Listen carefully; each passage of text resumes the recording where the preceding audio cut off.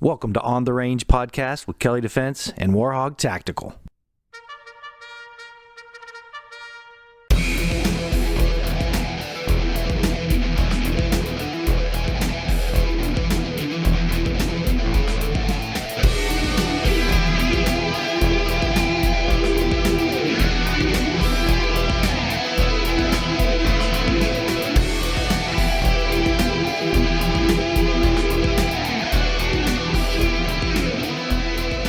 Hey guys, welcome to another episode of On the Range Podcast with War HOGG Tactical and Kelley Defense. So I am joined by my co-host and lifelong friend, Mark Kelley. Mark, how you doing, buddy? Doing well, Rick. Always a pleasure, buddy.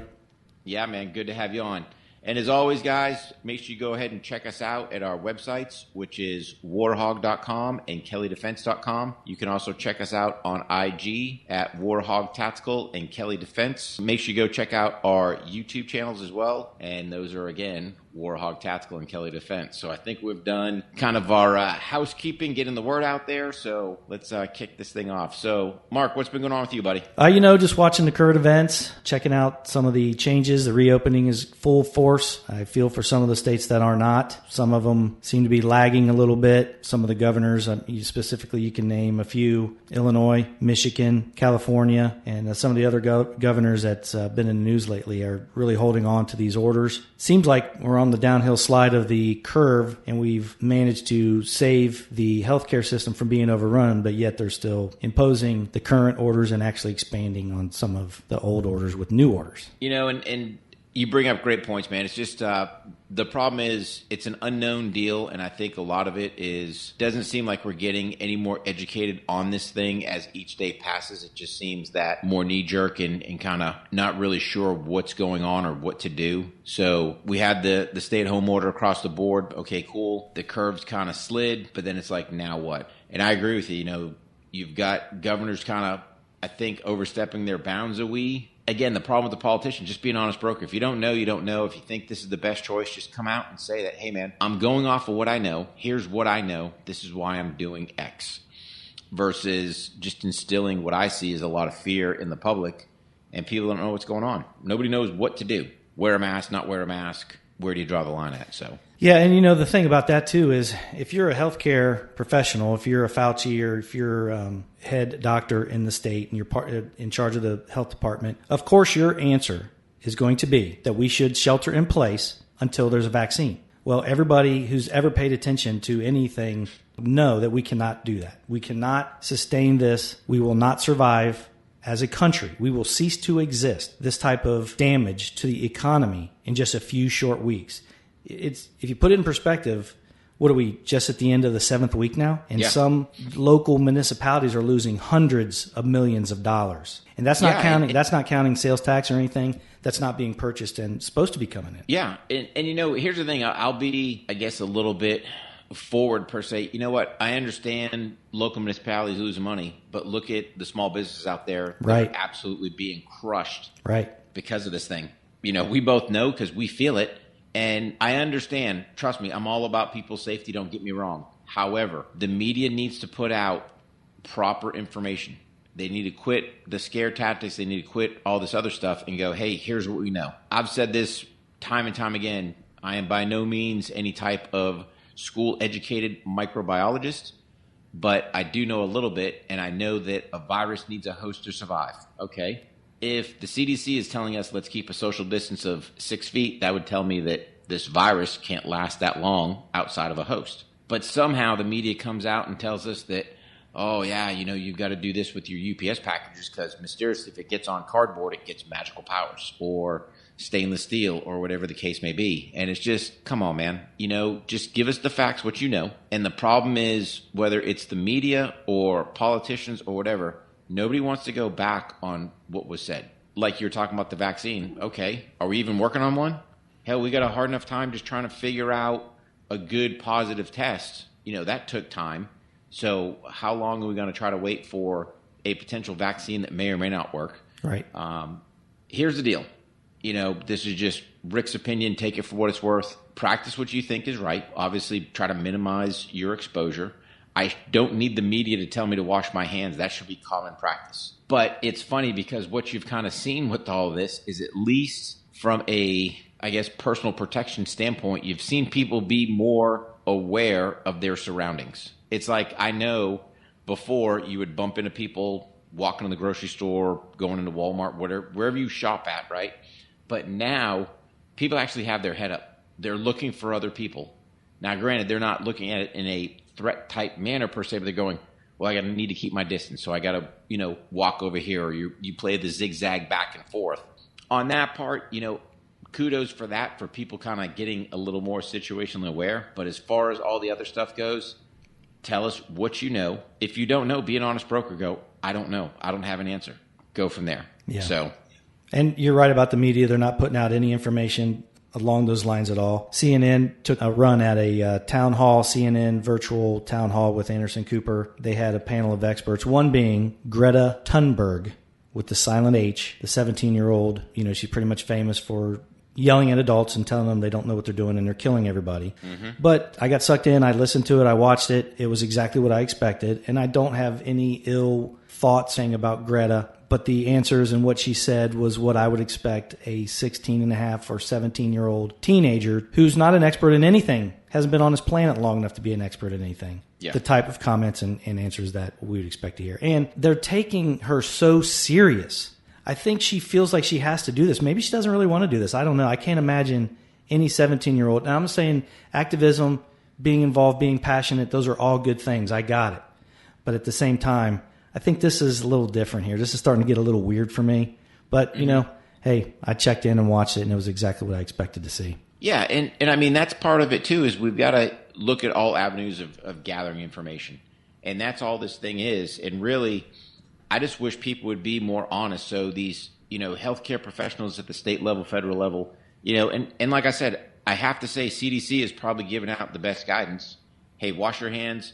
Keep your social distance, and that's been about it. Right. Okay, because that's all they know, which is fine. Yeah. So if you're a governor, if you're, the head of a state healthcare agency, whatever, just say that. Hey, man, we don't know. This is what we recommend. But that comes the problem is people just don't want to hear, I don't know. Well, you know what? Sometimes you don't know. Yeah. Sometimes you don't have an answer. Yeah, and a lot of the information or lack thereof, I should say, is starting to cause folks to ask questions.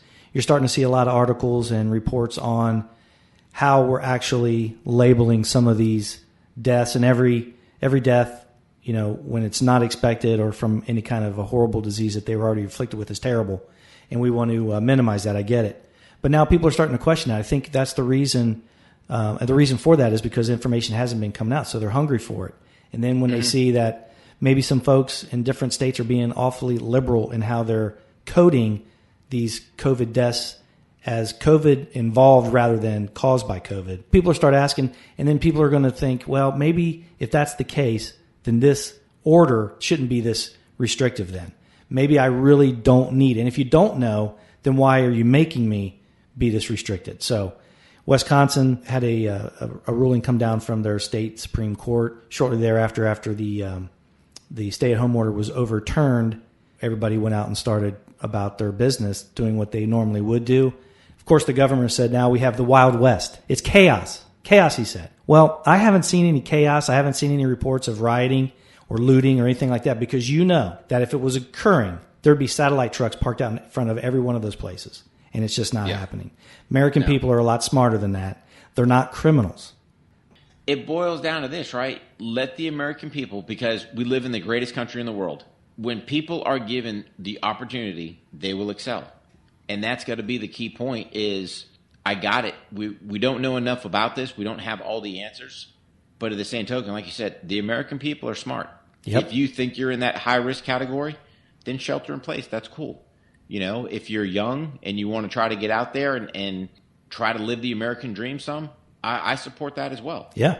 We've got to just collectively sit there and go, all right, kind of done this shelter in place for lack of better terms, but then nobody can really give you an answer. Then what? Right. So we start these different phases of reopening America. Okay, cool. We've got to get our economy back up and running. We've got to get these poor people in the restaurant business that are out of work, how do you get them back employed? Right. How do you get small businesses back up and running? And here's the thing, I'm not looking for a check from the government. I'm looking for the government to support me. Right. I'm just looking for how can I support myself? If the restrictions make sense, got it. If they don't, give us the guidance or the information that we know so that we can make the appropriate decisions on our own and then go from there and let's start prospering again. Absolutely, brother. I will not miss having to discuss this all the time on our podcast. It'll be nice when we can, we do have some things coming up, especially you have something coming up in a couple of weeks. So why don't you give us a rundown on that again? Yeah, buddy. So we're War HOGG 2-day pistol course down in South Carolina at Panteo, just about 20 minutes south of Columbia. Great facility. So, yeah, man. We'll be back again in the 360 bay, so always a good time hanging out there. We're starting to get a little bit of traction there, but again, I get calls from people or messages or whatever going, I just don't know.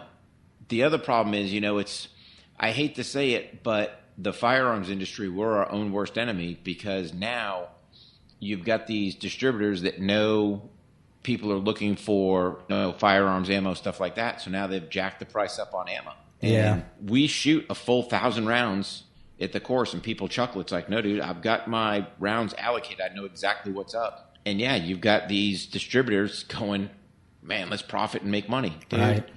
Come on, man. You're going to make money in sheer volume alone. Just keep the prices where they were, the volume that's going to go out there. But yeah, so we've got that coming up. So we'll see. It was kind of we ended there. We're going to try to pick up, back there. And again, just trying to call some of these other ranges and stuff. And some are open, some aren't. Again, just driven off of different guidance from these states. But we're trying to rebuild the 2020 calendar the best we can. Just got to kind of see where things shake out, brother.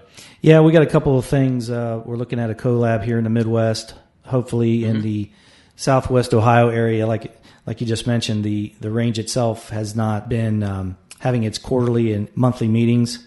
So that's kind of holding us up. A lot of the decision makers weren't able to make it in, due to COVID. So once those get panned out, we'll roll out those dates. And you haven't been to we have been in the Midwest. We did one in PA. It's been a while since we've been in the Midwest, so be excited about that. Hey guys, when you go to YouTube and you go to our podcast, make sure you hit that subscribe, like, and comment. Make sure you interact. Give us some comments whether you think we suck or if you really like us. We'd like to hear it because anytime you interact with us, we have an opportunity to get better, especially the ones that we can improve on. We're going to take those into account and try to apply that. Also, help us figure out that algorithm monster that everybody's battling all the time and get that reach out for us. And we're still working on it. We got a team of folks working on it, and that being Rick and I. And we'll get that squared away. So make sure you subscribe, like, and comment. We really appreciate that. Yeah, and same thing, Mark. Guys, listeners out there, if you like what you're hearing, make sure you share with your buddies because, again, that's how we're going to get the word out there, whether it's, the podcast here, the YouTube channels, stuff on Instagram, whatever the case may be. So help us out on that end. We greatly appreciate it. Okay, well, let me see here. I think we'll get to the mailbag a little bit early. Where's that here somewhere? Oh, hang on. Let me get into the mailbag. Hang on. Woo! All right, let me pull one out. High tech. Disney ain't got nothing on that. Nothing. Okay, I got a question from Jeff from Ohio, and the question is that he is an on-the-road trucker, commercial trucker, just got his CCW in Ohio. How do you deal with going into a state such as California that's not quite as friendly with the CCW laws? I'll let you go ahead and start on that, Rick. Yeah, buddy. So, Jeff, the first thing I would tell you is by no means is this any type of legal advice. What I would tell you is really what you have to look at is the whole reciprocity where you're at. At least I'll give you an example. Like for me, if I'm going to travel somewhere, I know where I've got reciprocity. However, what I have found is you may have reciprocity in that state, but the state laws may be different. So for example, the restricted areas where you can or can't carry in Ohio may not transfer over to another state that has reciprocity. So there's a bunch of work that you've got to do on your end to find that out. Definitely, typically the states have their kind of gun laws online that you can look at, but definitely, go seek some professional counsel on that because I don't want to tell you something, especially where you're traveling, potentially from Ohio all the way out to California, all the states in between and what they are and what you can and can't do. So it's kind of a slippery slope. I know just right off the bat, California's got a magazine capacity restriction. So that right there, even if your state does have reciprocity, if you've got potentially a high capacity magazine, that could cause some dramas for you. So again, not legal counsel, but you've just got to do some sidebar work and just figure out what you can or can't do. So, Mark? Yeah, I totally agree with that. Usually you go to the state attorney generals, no matter what state you're in, they'll have a reciprocity map that you can look in. Several of the states, especially in the Midwest and out through the Southwest, are recognizing most CCWs. However, if you're going into a state, typically if you treat the firearm as cargo as you're entering into those states, if it's unloaded, it's in a case, it's in an area where you cannot get to without exiting the vehicle, typically that is going to be okay. But again, this is not legal advice. This is just what I've seen with the travels that Rick and I have done with some law enforcement involvement from my career side of the house. As long as it's in a case where you have to exit the vehicle to get to it and it's treated mostly as cargo and it's unloaded, typically you're going to be fine. You cannot base that decision on what we're saying here. You have to go, and that's part of being a responsible gun owner. You have to go out. You have to know the law in any state that you may be traveling in. But that's a great question, Jeff. Yeah. Like I said, don't be afraid. It's going to take a little bit of time. You might have to get on the phone with those attorney general representative or state police and actually make some calls. And, oh, by the way, annotate, hey, who did you speak to for whatever guidance that you got? Yeah. Okay, Rick, this is typically the time we recognize a company, industry partner who's doing awesome things. It doesn't always have to be with us, but just out there doing awesome stuff. Who do you got this week? Yeah, so this week I've got Tactical Distributors. Obviously, we've partnered with them. But really, the thing that kind of impresses me is they sent me a couple pair of pants, and really the Tactical Distributor Carlos Ray pants, man. So, again, I'm looking for a pant that's going to obviously fit me well, going to give me that flexibility movement. So I ended up yesterday, just did a little gym workout, working my airsoft stuff. So we'll segue into that here in a second. But yeah, man, the pants were super maneuverable, a lot of flexibility, get kind of that natural stretch in there. The cool thing with these guys is they've also put a couple pockets down in the legs. So they're just kind of discreet. So they don't stick out as like a super tactical pant, but it's got your classic extra mag pouches in the back, you know, along with your regular back pouches or back pockets. And then it also has a couple spots on the leg, which just gives you a little more versatility where to put some stuff at. The website will be listed in our description again, so folks can get down there and check it out. It's a great company. And speaking of the airsoft stuff, Panteo, the production company that took care of the last couple of videos, they're streaming your new video now. Yep. So the new video, Practice to Protect, is out there. And right. For the yeah, so for the listeners, here's the thing. I got to segue with this. So, yes, it's a airsoft video, and I know what you're thinking. I was the same guy that was like, hey, kids running around out there in the woods just shooting each other. However, watch the video. What sold me was when I was at SHOT last year, or this year, I guess, I went over to the EVIC booth. They had what was called a gun-powered electronic target, and this thing sold me on the capability of training at the house. So, in turn, Umarex, who was the sponsor for the current instructional video, yeah, man, we break down how to use airsoft as a supplemental tool to your regular firearms training. And I'm telling you, check it out, guys. It's an absolute game changer. Yeah, I can't wait to see it. I know it started streaming just recently. That, again, will be in the description of a podcast. You can click on there and check it out. Also, there's a link on there, guys. It goes to anchor.fm. You have the ability to leave us a voicemail. Feel free to do that. That's how many of our questions are taken, and then we answer it on the air. All right, Rick. Buddy. Well, man, it's always a pleasure. Really looking forward to getting that calendar pushed out. Everybody needs to go to warhog.com and kelleydefense.com. Check out those calendars. They're going to fill up. You know, there's some challenges there, but once we get rolling, I think there's going to be a lot of interest out there. Yeah.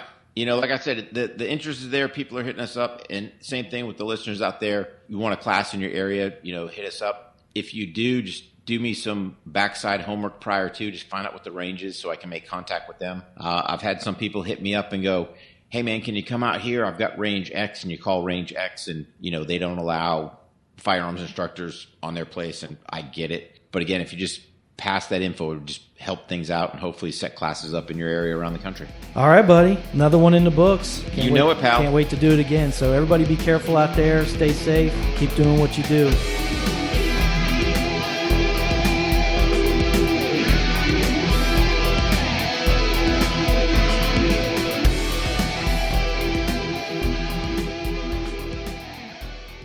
Hey guys, don't forget to swing by Instagram and check us out at On the Range Podcast. Also be sure to visit warhog.com and kelleydefense.com.